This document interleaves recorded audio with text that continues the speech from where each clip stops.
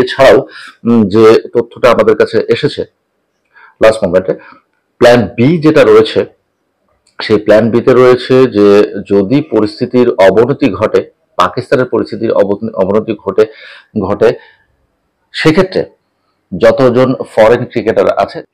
আসসালামু আলাইকুম প্রিয় দর্শক, আশা করি ভালো আছেন। আজকেও হাজির হয়েছি পাকিস্তানের ফ্র্যাঞ্চাইজি লিগ পিএসএল এর কিছু আপডেট নিয়ে। শুধু পিএসএল নয়, পিএসএল কে কেন্দ্র করে সেখানে অবস্থানরত বাংলাদেশি ক্রিকেটার সহ অন্যান্য দেশের যে ক্রিকেটাররা আছেন তারা আসলে কেমন আছেন এবং পিএসএল এর বর্তমান কি অবস্থা, পাকিস্তানের সার্বিক কি অবস্থা, সেটা নিশ্চয়ই আপনারা সবাই জেনে গেছেন বিভিন্ন গণমাধ্যম থেকে।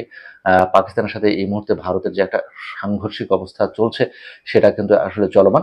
গত রাতেও আসলে তারা ড্রোন হামলা চালিয়েছিল। আমরা যে খবরটি পেয়েছি 12টি ড্রোন পাকিস্তান ভূপাতিত করেছে এবং সেই খবরটাও কিন্তু এসেছে। এবং সবশেষ যেটা আসলে শঙ্কা জাগিয়েছে যে একটি ড্রোন আসলে বিস্ফোরিত হয়েছে রাওয়ালপিন্ডি, অর্থাৎ পিন্ডি ক্রিকেট গ্রাউন্ডের পাশেই কাছাকাছি জায়গায়, যার জন্য শেষ পর্যন্ত রাওয়ালপিন্ডিতে আজকের যে ম্যাচটা ছিল, অর্থাৎ বৃহস্পতিবারের যে ম্যাচটা ছিল, সেই ম্যাচটা শেষ পর্যন্ত বাতিল করা হয়।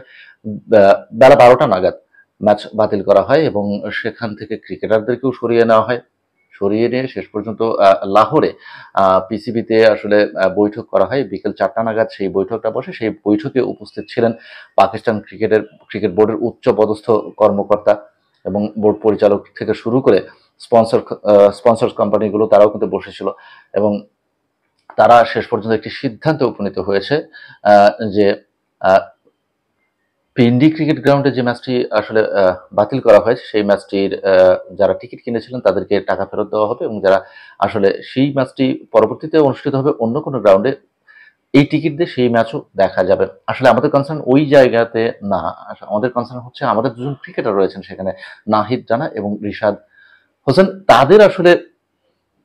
তাদেরকে নিয়ে কি ভাবছে পিসিবি, তাদেরকে নিয়ে কি ভাবছে বাংলাদেশ ক্রিকেট বোর্ড বিসিবি, সে প্রসঙ্গে আসি। আজকে আমাদের যথারীতি কথা হয়েছে বাংলাদেশ ক্রিকেট বোর্ডের মিডিয়া কমিটির চেয়ারম্যানের সাথে। তিনি যে ব্যাপারটা জানিয়েছেন যে আজকেও দুই ক্রিকেটারের সাথে কথা হয়েছে, পিসিবির চেয়ারম্যানের সাথে কথা হয়েছে, বাংলাদেশের পাকিস্তান নিযুক্ত বাংলাদেশ হাই কমিশনের সাথেও কথা হয়েছে এবং সেই কথা চালাচালির মধ্যে যে সাবজেক্টগুলো ছিল তার মধ্যে অন্যতম ছিল যে এই ক্রিকেটারদের আসলে সর্বোচ্চ নিরাপত্তা নিশ্চিত করা এবং তারা যদি কোনো কারণে অস্বস্তি বোধ করেন এবং সেখানে খেলতে না চান তাহলে তাদেরকে প্রোটেকশন দিয়ে দেশে ফেরানোর ব্যবস্থা, ফিরে আসার ব্যবস্থা করে দেওয়া।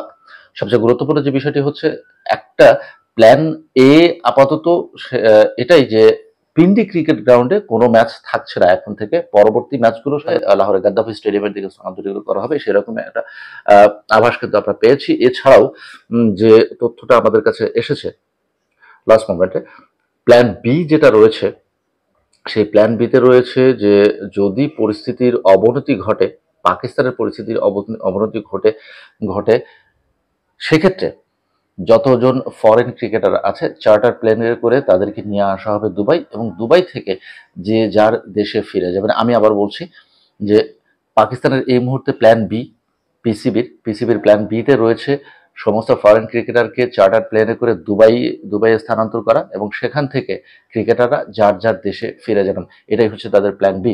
এর বাইরে যে কথাটি আসলে তারা যে সিদ্ধান্তটি নিয়েছে, যদি পরিস্থিতির অবনতি না হয় এবং স্থিতিশীল থাকে তাহলে তারা পিএসএল চালিয়ে যাবেন এবং শেষ পর্যন্ত পিএসএলটা চলবে, এই ধরনের একটা সিদ্ধান্ত নেওয়া হয়েছে।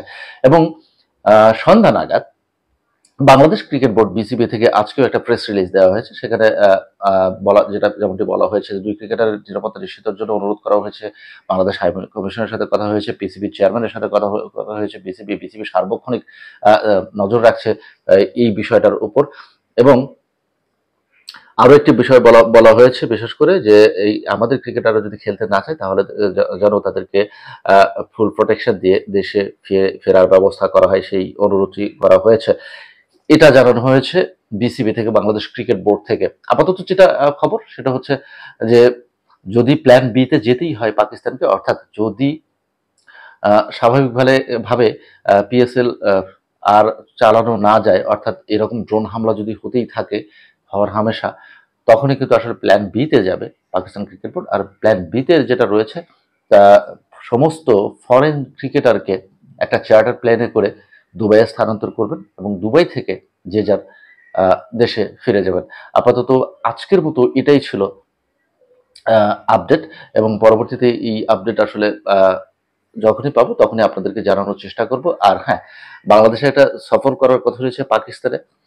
এই বিষয়টি আসলে গভীরভাবে তারা পর্যবেক্ষণ করছেন। বিশেষ করে বিসিবি থেকে বারবারই একই কথা বলা হচ্ছে। আজকেও কিন্তু সেম কথাটাই বলা হয়েছে। পরিস্থিতি পর্যবেক্ষণের মধ্যে রয়েছে। যদি সেখানে কমফোর্ট ফিল করেন ক্রিকেটাররা পাকিস্তানে খেলতে যাওয়ার ক্ষেত্রে, তাহলে অবশ্যই দল পাঠানো হবে।